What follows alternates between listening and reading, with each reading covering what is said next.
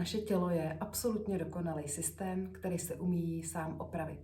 Abyste to pochopili, nebo já svým klientům vypravím takovou pohádku, aby to líp pochopili a dokázali to zaimplementovat do svého života.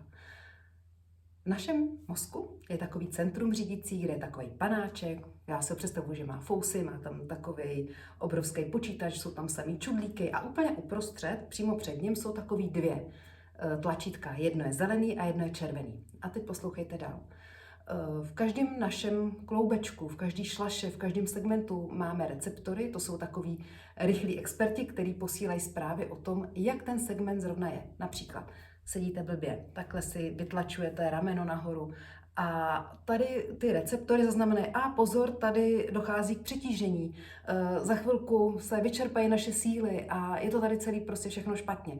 Pošlou do centra, v tom centru ten panáček vypíná zelený tlačítko a zapíná červený tlačítko. Červený tlačítko totiž znamená degenerace. Spouští systém pro záchranu toho systému, aby jsme se úplně nezlomili. Třeba když dlouho sedíte nebo jste dlouho v předklonu, tak po chvíli cítíte jako takový píchání, pálení v zádech.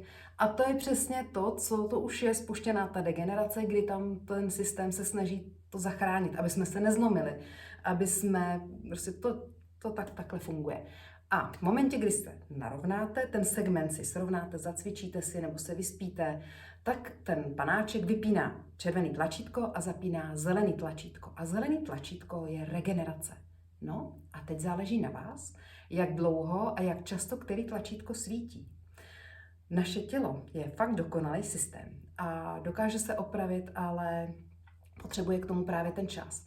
Když si zlomíte kost, tak ta se zregeneruje za 6 týdnů. Ale když si natáhnete vazy nebo máte nějaký jiný úraz měkkých tkání, třeba natáhnete si sval, tak to netrvá 6 týdnů, ale trvá to ještě díl. Dobře, tak natažený sval trvá třeba 3 týdny, ale když si přetrhnete vazy nebo natrhnete vazy, tak ty se hojí 9 až 12 týdnů.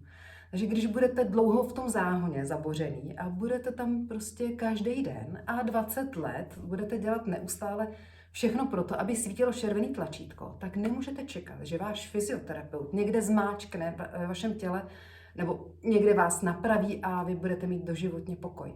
Takhle to opravdu nefunguje.